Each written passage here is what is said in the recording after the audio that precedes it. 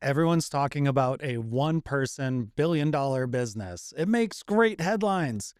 But if you're looking at this, maybe it's worth asking yourself a few questions before you head down that path. Now, I've run a mid-six-figure one-person business, and while it wasn't a billion-dollar business, it honestly sucked.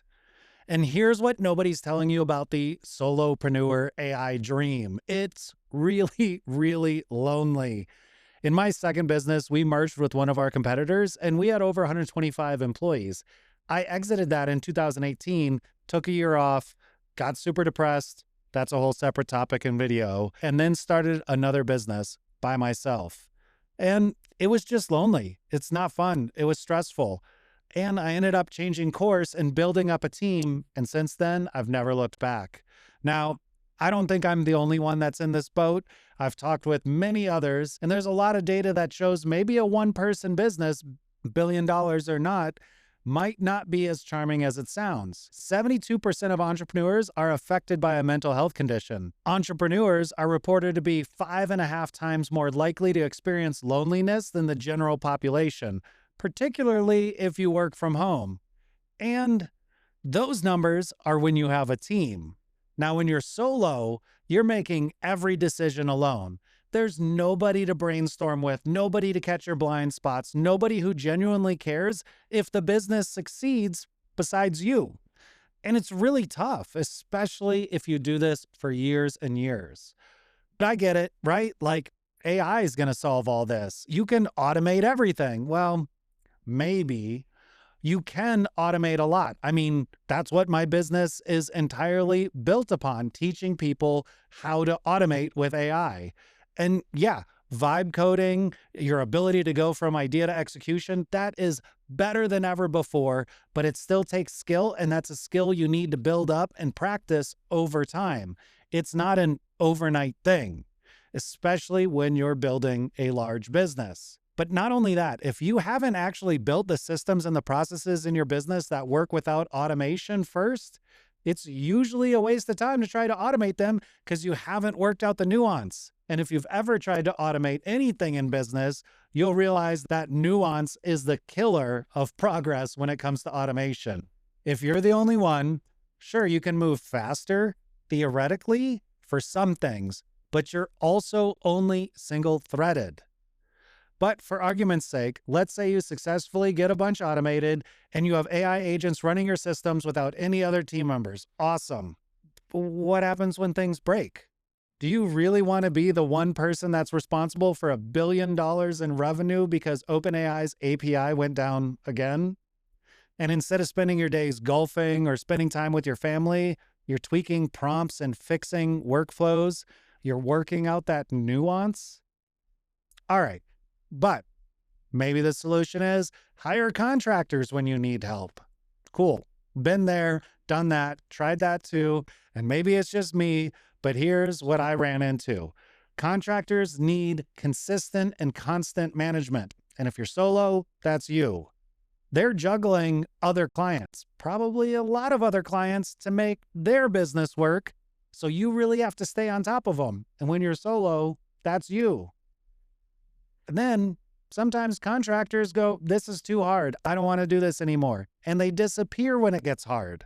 So what do? You have to do their work, or you're stuck finding a replacement at the very last minute. But because you're solo, that's you. On top of all that, knowledge can walk right out the door with those contractors. So how good was your NDA? And now you're juggling AI, you're juggling automation, and you're juggling a flaky team of contractors. Maybe you're built to be a one-person company, and maybe it's the industry you are fortunate enough to have success in. But I personally realized that being a one-person company, it was just not the goal that I actually wanted to succeed with. And I will say, managing hundreds of people also sucks. But isn't there a happy medium here? So here's what I have found actually works for me, and that's having a small, dedicated team of people who genuinely care.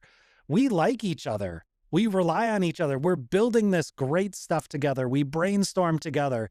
And you know what? Work is fun again. It's not lonely. And not only that, and I'm all for I honestly don't think I could feel good about running a business that's purposely designed not to have other people involved. I just can't get over that. Maybe you're one of those people, maybe not. So I've even shifted my business model to allow me to interact with more people, not less. And I do that through teaching of cohorts and mastermind groups. And maybe not surprisingly, there's actually data to back this whole concept of using small teams to make this actually work and grow better than solo and grow better than giant teams. In fact, MIT has a report that says smaller teams are able to iterate at a higher frequency and innovate more for a company, which makes a ton of sense.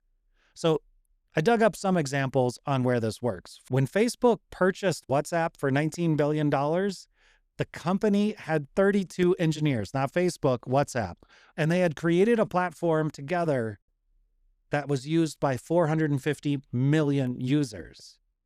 All right. The Volkswagen Golf GTI, maybe one of the most famous hatchbacks in history, was created by 8 people.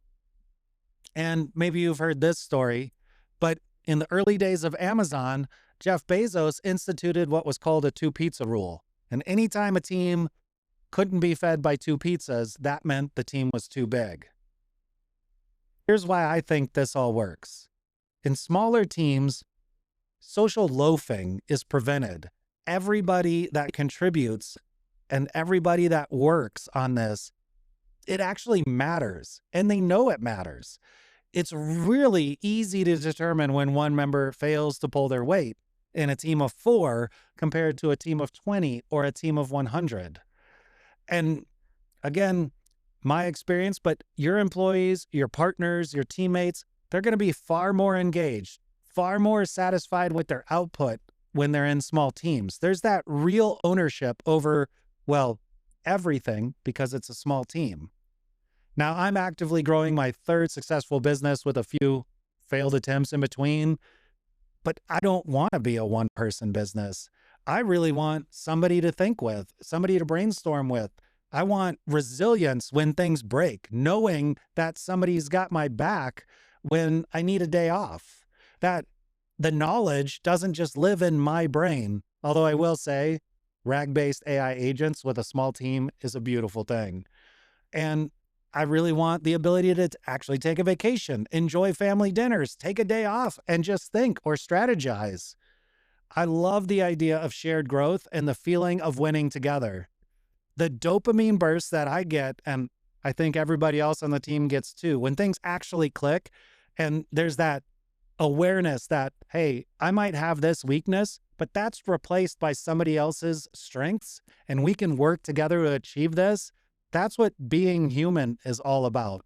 And so bringing those together, bringing all of those things, working as a team, to me, that's what it's about. That's what builds culture.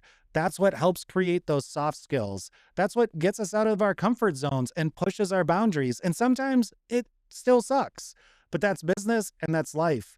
And frankly, when it does work, it's a damn beautiful thing. And there is this other point. Scaling up a team is expensive, but as a solopreneur, as a solo business owner, so is burnout. So is rebuilding everything when your shit collapses. So is therapy. So is missed opportunities because you were personally at capacity or couldn't take on any more or just didn't care and didn't want to do anymore. The whole billion-dollar one-person business makes really great headlines. And I'm all for AI and automation. It's what you should be building right now. But maybe give another thought to whether that's what you want to build and whether you want to build it alone or with a team that you can trust and share in the success together.